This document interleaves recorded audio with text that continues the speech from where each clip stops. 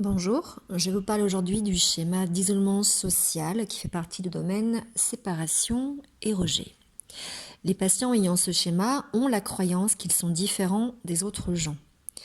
La plupart du temps, ils n'ont pas l'impression d'appartenir à un groupe et se sentent isolés, mis de côté, spectateurs externes. Quiconque grandit en se sentant différent est susceptible de développer ce schéma.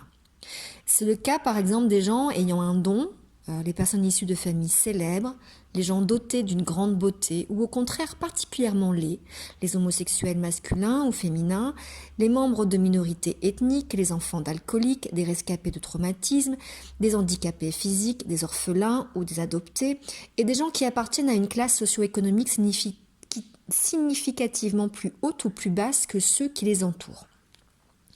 Parmi les comportements typiques, on trouve celui de rester à l'écart des groupes ou d'éviter tous les groupes, quels qu'ils soient.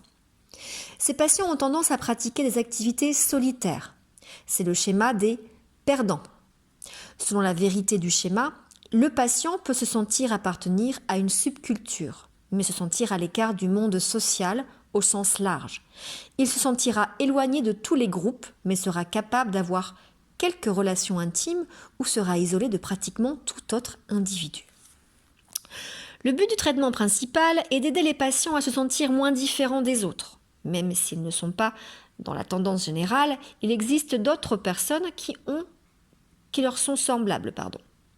De plus, nous sommes tous à la base des êtres humains avec les mêmes besoins fondamentaux et les mêmes désirs. Même si nous avons beaucoup de différences, nous avons tous davantage de similitudes que de différences. Il peut y avoir une tranche de la société dans laquelle le patient ne se sentira pas adapté. Par exemple, un patient gay dans un groupe religieux fondamentaliste. Mais il ira d'autres endroits où il se sentira bien. Il faut qu'il s'éloigne des groupes mal accueillants et qu'il trouve des gens davantage semblables à lui qui l'accepteront mieux. Le patient devra souvent faire des changements importants dans sa vie et surmonter un évitement important pour y parvenir. Les problèmes spécifiques. Le problème le plus fréquent est la difficulté qu'éprouvent les patients à surmonter leur évitement des situations sociales et des groupes. Pour affronter les situations qu'ils craignent, ces patients doivent accepter de tolérer un haut niveau de malaise émotionnel. Pour cette raison, leur évitement est résistant au changement. Lorsque l'évitement bloque la progression de la thérapie, le travail des modes aide souvent les patients à construire la partie d'eux-mêmes qui souhaitent le changement du schéma et qui parlent au schéma.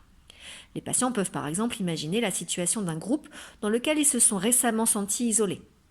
Le thérapeute entre alors dans l'image en tant qu'adulte sain et conseille l'enfant pour lui permettre d'intégrer le groupe.